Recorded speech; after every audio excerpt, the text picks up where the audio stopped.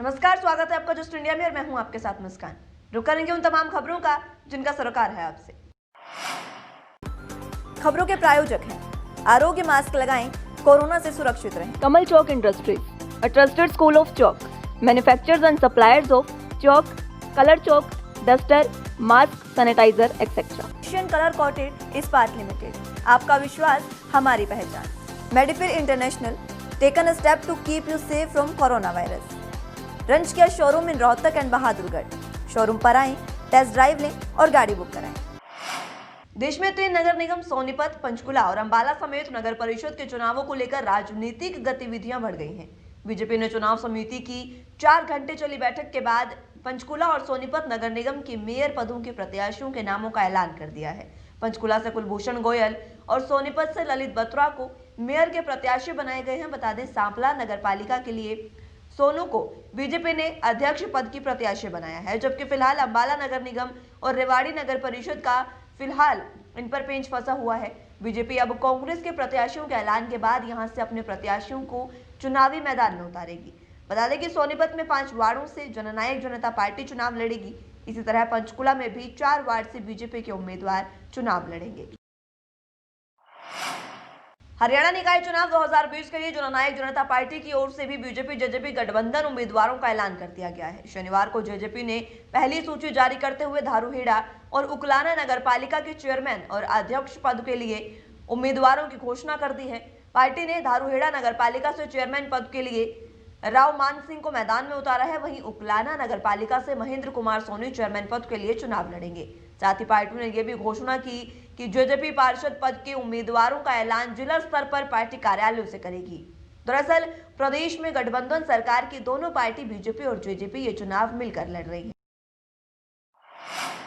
किसान आंदोलन का आज 18वां दिन है, जो अब और तेज होने जा रहा है। शनिवार को किसान नेता कमलप्रीत सिंह ने कहा कि रविवार को राजस्थान के हजारों किसान आंदोलन को समर्थन देने के लिए दिल्ली आ रहे हैं। इस दौरान वो दिल्ली जयपुर हाईवे को ब्लॉक करेंगे, यानी आज यह हाईवे पूरी तरह से ब्लॉक रहेगा। उन्होंने ये भी कहा कि केंद्र सरकार ने हमारे आंदोलन खत्म करने के लिए कई हथकंडे अपनाए, लेकिन हमने सब फेल कर दिए हैं। कमलप्रीत ने कहा कि सरकार ने हमें बांटने की भरपूर कोशिश की, जीत मिलने तक हम लोग शांतिपूर्ण प्रदर्शन करेंगे। उन्होंने बताया कि 14 दिसंबर को सिंगो बॉर्डर पर कई किसान नेता एक साथ मंच पर आएंगे और भूख हड़ताल भी करेंगे। हमारी मांग है कि तीनों कानूनों को वापस लिया जाए। हम किसी भी तरह के बदलाव के पक्ष में नहीं है। वहीं आंदोलन की गहमा गहमी के बीच हरियाणा के डिप्टी सीएम दुष्यंत चौटाला ने कई केंद्रीय मंत्रियों से मुलाकात की है। मुलाकात के बाद उन्होंने कहा कि जिस तरह से केंद्र सरकार बातचीत कर रही है, इससे साफ है कि सरकार इस मामले का हल चाहती है। मुझे पूरा विश्वास है कि अगले 24 से 48 घंटे इसके लिए निर्णायक हो सकते हैं। उन्होंने कहा कि केंद्र और किसानों के बीच फाइनल राउंड की बातचीत हो सकती है। जनप्रतिनिधि होने के नाते ये मेरी जिम्मेदारी बनती है कि मैं किसानों के हक की रक्षा करूं। मैंने इसके लिए केंद्र के कई मंत्रियों से बातचीत की है। मुझे विश्वास है कि जल्द ही इस मामले का निस्तारण दोनों पक्षों की आपसी सहमति से निकल सकेगा। उन्होंने कहा कि अगले 24 से 48 घंटे में 7वें दौर की वार्ता हो सकती है। 40 घंटे के अंदर कोई समाधान निकल सकता है।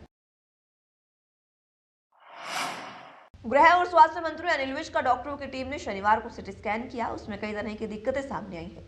रिपोर्ट ठीक न होने पर स्वास्थ्य विभाग ने विज को पीजीआई रोहतक शिफ्ट किया है। सीएमओ डॉक्टर कुलदीप सिंह ने बताया कि गृह मंत्री ने मेदांता अस्पताल में जाने से साफ इनकार कर दिया था। उन्होंने स्वास्थ्य विभाग हरियाणा के अस्पताल में ही इलाज कराने की बात कही है। वहीं आंकड़ों की बात करें तो प्रदेश में लगातार 17वें दिन कोरोना के नए मरीजों की उपेक्षा ठीक होने वालों की संख्या ज्यादा रही। शनिवार को 1001 नए संक्रमित मिले हैं, जबकि 1365 लोग ठीक हो चुके हैं। 11 मौतें हुई हैं।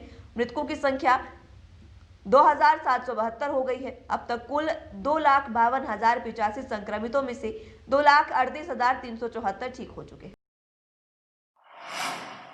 पंडित भगवत दयाल शर्मा स्वास्थ्य विज्ञान विश्वविद्यालय के कम्युनिटी मेडिसिन विभाग द्वारा 12 से 13 दिसंबर तक आयोजित करवाई जा रही वर्चुअल 8वीं अंतर्राष्ट्रीय मेडिकल साइंस अकेडमी कॉन्फ्रेंस 2020 का शुभारंभ किया गया। इस दौरान मुख्य अतिथि के रूप में उपस्थित नेशनल मेडिकल साइंस अकेडमी के अध्यक्ष प्रोफेसर सरोज चूड़ामणि गोपाल, पंडित भगवत दयाल शर्मा स्वास्थ्य विज्ञान विश्वविद्यालय के कुलपति डॉक्टर ओपी कालरा, कुलसचिव डॉक्टर HK अग्रवाल, निदेशक doctor Rohtash Yadav, doctor Ramesh Verma, doctor RB Jain ने दीप प्रज्वलित कर इसका शुभारंभ किया। इस मौके पर मुख्य अतिथि के रूप में उपस्थित डॉक्टर सरोज चूड़ामणि ने चिकित्सकों को संबोधित करते हुए कहा कि कोरोना महामारी इस दौरान इस प्रकार के वर्चुअल कॉन्फ्रेंस का आयोजित किए जाने के लिए डॉक्टर रमेश वर्मा और उनकी टीम बधाई पात्र है। उन्होंने कहा कि चिकित्सा के क्षेत्र में चिकित्सकों को आपस में नवीनतम जानकारी आदान प्रदान करनी होती है, जिसमें कॉन्फ्रेंस का अहम रोल होता है। कोरोना के समय में एक जगह सभी का एकत्र हो पाना संभव नहीं है, ऐसे में इस प्रकार की वर्चुअल कॉन्फ्रेंस बहुत ही महत्वपूर्ण है। वहीं राजस्थान के चित्तौड़गढ़ जिले में शनिवार को एक जीप और एक ट्रेलर ट्रक के बीच जबरदस्त टक्कर हो जाने से 11 लोगों की मौत हो गई है। चित्तौड़गढ़ के जिलाधिकारी किशोर कुमार शर्मा के मुताबिक हादसे में 9 लोग घायल भी हुए हैं, जिन्हें इलाज के लिए विभिन्न अस्पतालों में भर्ती कराया गया है। बता दें कि इस दौरान प्रधानमंत्री नरेंद्र मोदी और मुख्यमंत्री अशोक गहलोत ने भी हादसे को लेकर दुख जताया है।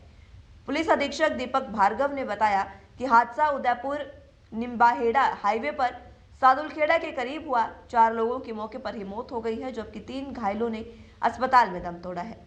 हादसे में 9 अन्य लोग घायल हो गए हैं, जिनमें से 2 की हालत बेहद गंभीर है और ये आंकड़ा अभी और भी बढ़ सकता है।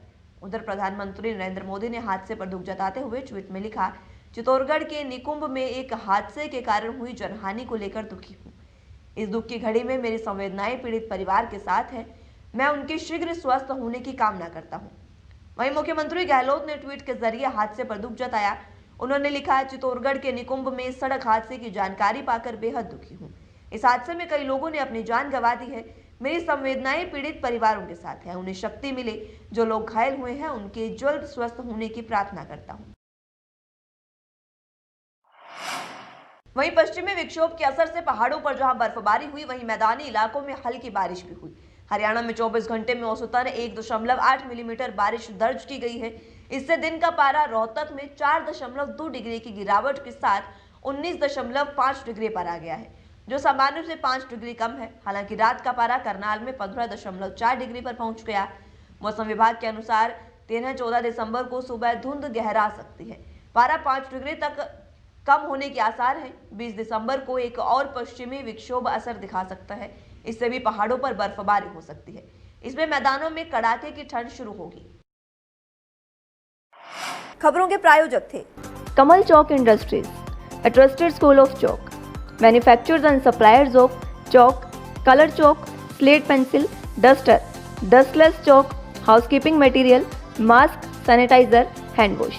Office number 201, first floor, town centre mall, D park, model town, Rohtak. Corona महामारी से लड़ने के लिए आरोग्य मास्क लाया है आपके लिए सबसे आधुनिक मास्क। इसके साथ ही आपको मिलेगी आधुनिक पीपीई किट, वो भी बहुत ही सस्ते रेट पर। contact@arogyamask.com पर जाएं और हमसे संपर्क करें या फिर www.arogyamask.com से जुड़ें।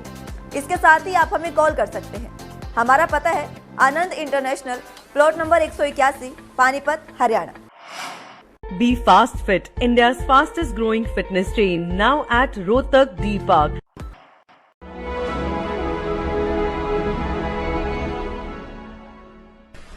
चाचा, आपने नया घर बनवाया है तो घर की छत पर कौन सी शीट लगवाई है? बेटा, मैंने अपने घर की छत पर एशियन शीट लगवाई है, क्योंकि वो कभी न मिटने वाले ओरिजिनल निशान की चादरें हैं। साथ में ISI का चिन्ह, 5 साल की वारंटी के साथ साथ पैसों का सही मूल्य देने वाली वही इकलौती शीट्स हैं। क्योंकि नाम नहीं, पहचान जरूरी है। फिलहाल के लिए इतना ही। जुड़े रहिए जस्ट इंडिया के साथ। नमस्कार।